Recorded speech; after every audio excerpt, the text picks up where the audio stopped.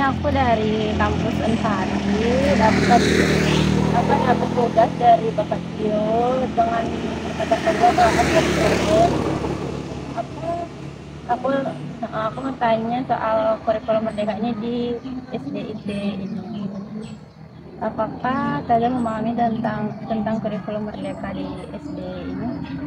Kalau untuk paham secara penuh gitu tidak begitu ya Mbak ya.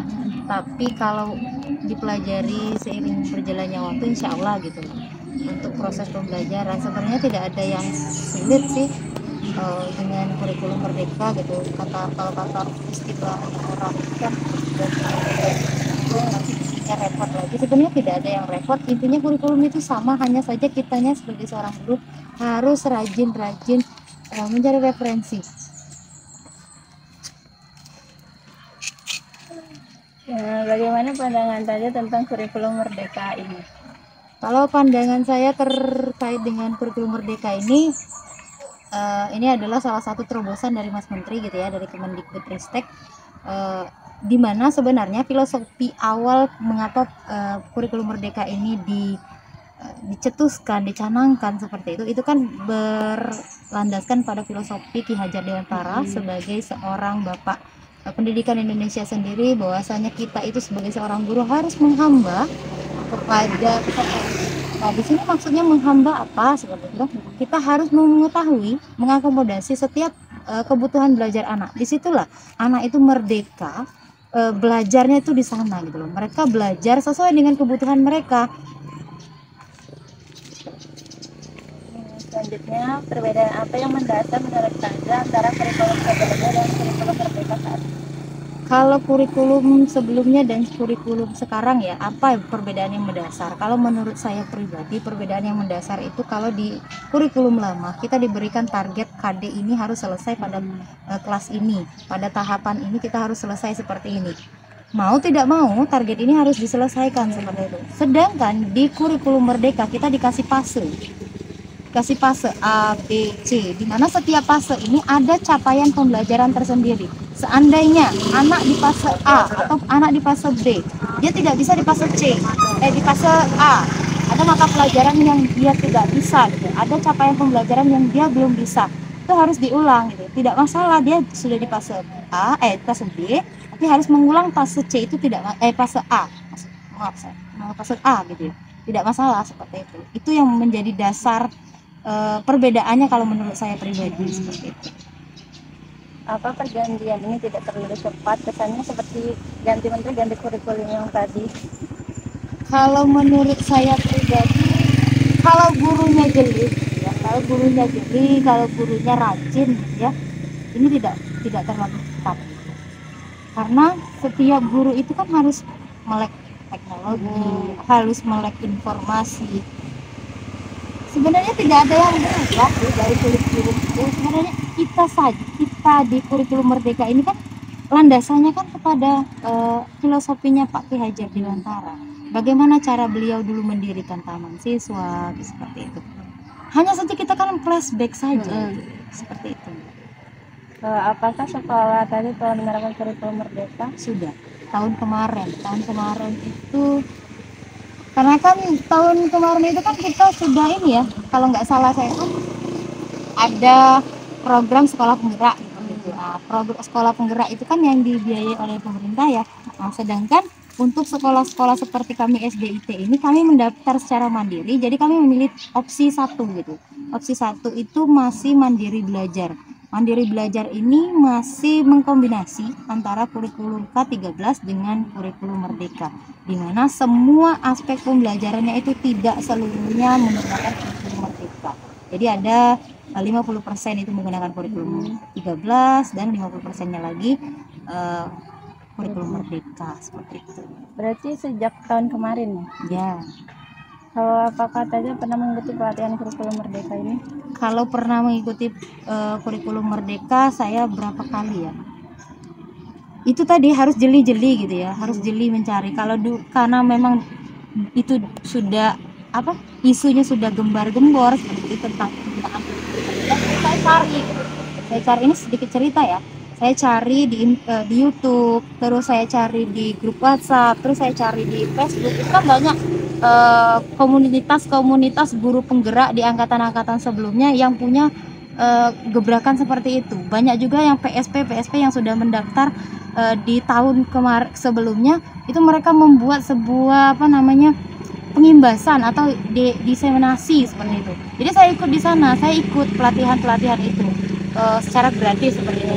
Terus mungkin karena kepedulian dari pemerintah Kabupaten Cirawas gitu ya.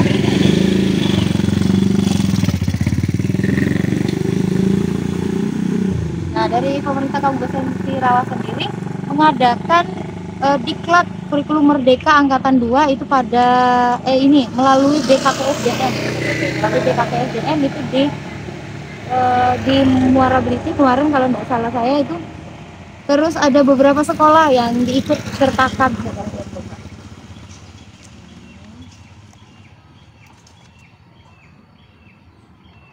Bagaimana implementasi proyek kurikulum Merdeka dalam pembelajaran di kelas tadi? Kalau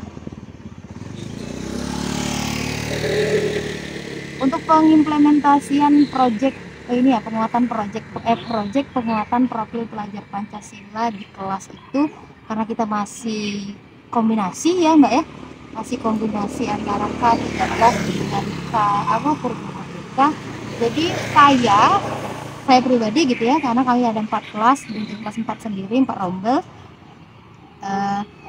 saya mengada-adakan sih, apa sih istilahnya itu, kayak spontanitas aja gitu, yang kira-kira masuk ke dimensi-dimensi dalam dimensi untuk P5 ini sendiri, seperti ada kewirausahaan itu untuk SD yang ya. Terus akan 7 ya dimensinya, itu ada 7 dimensi, yang 5 atau berapanya itu untuk SD seperti itu.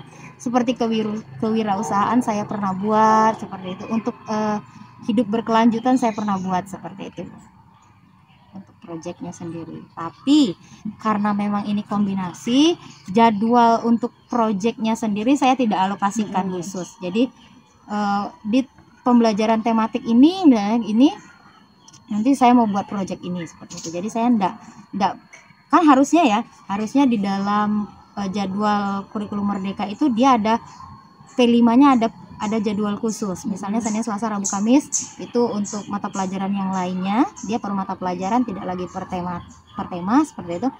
Nanti di hari Jumat itu khusus untuk proyek seperti itu. Apakah harapan sekolah dengan melaksanakan kurikulum Merdeka ini? Kalau harapan sekolah seiring dengan harapannya dari Kemendikbudristek ya, harapannya dari Kemendikbudristek bahwasanya anak-anak itu nanti diharapkan bisa mempunyai karakter profil pelajar Pancasila, beriman yang bertakwa kepada Tuhan Yang Maha Esa, gotong royong, kreatif, mandiri, berkebinekaan global, berpikir kritis dan lain-lain. Profil kurikulum Merdeka sesuai dengan kebutuhan siswa dan pembelajaran seperti apa contohnya di SD? Kalau menurut saya pribadi sudah sangat sesuai sih, karena memang harusnya ya seorang guru itu kan mengakomodasi setiap kebutuhan belajar anak. Jadi kalau melalui kurikulum Merdeka ini, bagaimana kita sebagai seorang guru memberikan perlakuan yang berbeda pada anak. Kalau dalam proses pembelajaran itu disebut dengan pembelajaran terdiferensiasi kepada setiap anak. Jadi kita tidak bisa menyamakan. Toh juga ketika zamannya Ki Hajar Dewantara, beliau tidak pernah maksudnya itu memaksakan anak yang tidak bisa ini untuk ini. Kalau dianalogikan itu seperti hewan ya. Kalau hewan kita, kalau beliau menganalogikannya seperti petani. Kalau guru itu seperti seorang petani, anak-anak itu bibit-bibit tumbuhan itu. Jadi setiap anak itu punya bibit masing-masing. Kalau bibit jagung, ya nanti tumbuhnya seperti jagung. Dan kita sebagai seorang petani memperlakukannya sebagai bibit jagung. Dia cukup airnya seperti apa, gitu, kebutuhan airnya seperti apa, pupuknya seperti apa. Kita tidak bisa menyamakan jagung dengan misalnya buah mangga atau buah kopi seperti itu. Kalau beliau menganalogikannya kan seperti itu, gitu, Mbak. Bagaimanakah interaksi guru dengan siswa selama implementasi kurikulum Merdeka? Kalau interaksi harus banyak interaksi ya dengan anak. anak, karena memang dalam kurikulum Merdeka juga itu kan anak dituntut bahagia ya. Ada yang namanya itu KSE ya, kemampuan sosial emosional gitu ya. Jadi anak-anak harus bahagia. Bagaimana kita mau mengetahui kalau anak-anaknya itu bahagia atau tidak kalau kita tidak berkomunikasi dengan mereka, seperti itu, interaksi. Apakah sebelum mengajar saja mengapai CP atau ATP atau mengembangkan tujuan pembelajaran? Kalau ini cerita saja sih. Nanti ini monggolah silakan diambil hikmahnya saja gitu ya. Kalau di tahun ini jujur saja kami sebagai guru gitu ya belum mengimplementasikan, belum membuat capaian pembelajaran, kami belum memecahkan capaian pembelajaran menjadi tujuan pembelajaran. Dari tujuan pembelajaran kami belum pecahkan lagi menjadi alur tujuan pembelajaran. Terus belum lagi kami buat ke dalam modul. Kami hanya, mohon maaf sekali, ini masih mengcopy paste karena memang ada tuntutan dari pihak tertentu gitu ya, bisa saya sebutkan. Kami diharuskan membuat administrasi. Jadi kami mau tidak mau harus membuat administrasi itu setelah kami mengajar. Sementara kami belum tahu ilmunya. Nah, jadi harapan saya, ini rencana saya, kebetulan saya kurikulum juga di SDIT. Jadi tahun depan karena kita sudah mengimplementasikan kurikulum Merdeka itu di opsi kedua, yaitu mandiri berubah. Insya Allah sebelum tahun pelajaran baru kami akan berembuk, kalau kami akan mengevaluasi pembelajaran sebelumnya dan kami juga akan memecahkan dari CP capaian pembelajaran itu nanti menjadi TP, dari TP menjadi ATP dan modul ajar yang disesuaikan dengan kondisi anak kami gitu. Kalau untuk tahun kemarin kami mengcopy paste saja yang nanti modul yang kami pakai itu tidak sesuai dengan kondisi anak kami dan juga tidak sesuai dengan kondisi alam dari SDIT itu sendiri, seperti itu.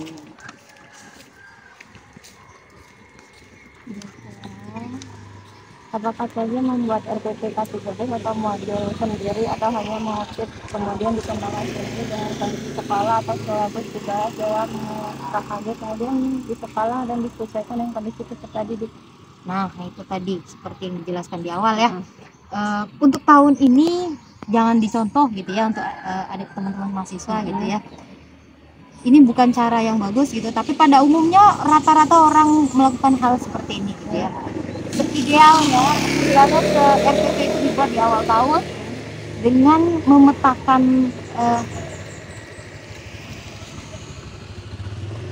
memetakan kondisi anak, kesiapan belajar anak yang nantinya kan kita sesuaikan dengan metode apa yang akan kita pakai, terus konten apa yang akan kita pakai, materi apa saja yang harus kita kita kasih ke setiap perbedaan anak itu nanti. Bagaimana saja memasukkan unsur literasi saintifik P5 keterampilan abad 21 di dalam materi yang harus dilakukan?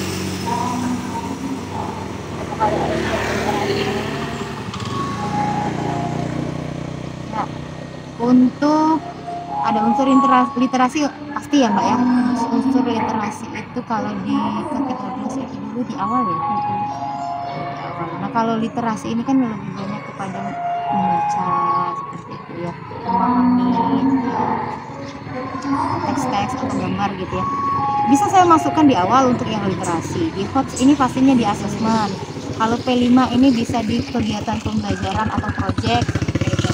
Terus keterampilan abad 21 juga bisa dipakai dalam proses pembelajaran. Contohnya kayak pemilihan media pembelajaran, itu bisa kita pakai ke keterampilan abad 21. Apakah saja mengenai hambatan dalam pembuatan modul dan bagaimana sekali? Kalau sejauh ini sebenarnya kalau dipahami begitu ya nggak ada hambatan.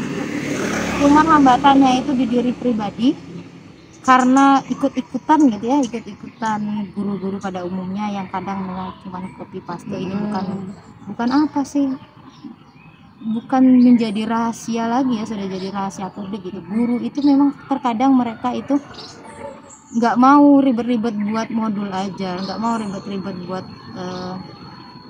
RPP seperti itu. Jadi mereka tuh hanya copy paste. Ada juga sih yang beli katanya. Iya betul sekali. Apakah Taza adalah seorang guru penggerak? Bagaimana implementasi dari guru di sekolah? Alhamdulillah sudah jadi alumni guru penggerak. Alhamdulillah. Kalau implementasinya ya itu ilmu yang didapat sesuai dengan, kalau di guru penggerak itu ada materi tentang filosofi Ki Hajar Dewantara, ya bagaimana kita mengimplementasikannya gitu. Terus ada pembelajaran terdiferensiasi, ya itu yang berusaha saya gunakan untuk anak-anak didik saya. Apakah sekolah Taza adalah sekolah penggerak? Bagaimana kontribusi sejauh ini terhadap kemampuan guru dan siswa di sekolah? Kalau sekolah penggerak bukan. Berarti nggak ada, sejauh ini nggak ada kontribusi atau Kalau kontribusi siapanya, gurunya kan? kemampuan guru dan siswa di sekolah terhadap ini sekolah. Kalau kontribusi biasa sih, seperti biasa lah. Oh, pada umumnya. Pada gitu. umumnya kayak gitu lah. Apa yang Taza lakukan di awal kegiatan pembelajaran? Yang pertama ya persepsi, mengumpulkan semangat, karena memang di dalam pendidikan itu kan ada pendidikan sosial emosional yang anak-anak itu dituntut untuk bahagia dulu di awal. Terus model atau pendekatan atau strategi apa yang Taza gunakan dalam pembelajaran? Strategi yang digunakan hanya disesuaikan ya dengan kondisi anak-anak. Kalau saya sih lebih ke satu kontekstual, terus lebih ke ke diferensiasi seperti itu. Jadi anak-anak yang tingkat pemahamannya yang middle atau low gitu kan ya tidak bisa kita samakan dengan mereka yang high. Apa saja buku pegangan yang Taza atau sekolah gunakan dalam pembelajaran? Kalau tahun ini kita masih pakai K13, itu masih pakai memang media apa saja yang Taza pernah buat dan sering gunakan dalam pembelajaran? Kalau yang pernah dibuat gitu ya, pernah buat media pembelajaran untuk mengakomodasi peserta didik yang audiovisual seperti itu. Terus media-media yang spontanitas didapat aja sih seperti itu. Kalau belajar tentang alam, akar, tumbuhan seperti itu, kita keluar kelas. Bentuk daun kita keluar kelas, nggak bisa kita di dalam kelas kan yang seperti itu. Terus materi pecahan, tentang pecahan ya udah gunakan kertas origami seperti itu, atau jam ya pakai jam seperti itu. Aktivitas apa yang Taza lakukan dalam kegiatan akhir pembelajaran? Refleksi sih. Kalau saya lebih ke refleksi, bagaimana perasaan anak, terus bagaimana apa yang harus mereka pahami lagi gitu. Mengetahui kekurangannya mereka di mana dan mengetahui juga kekurangan saya di mana. Untuk penilaian apa yang Taza gunakan dalam pembelajaran?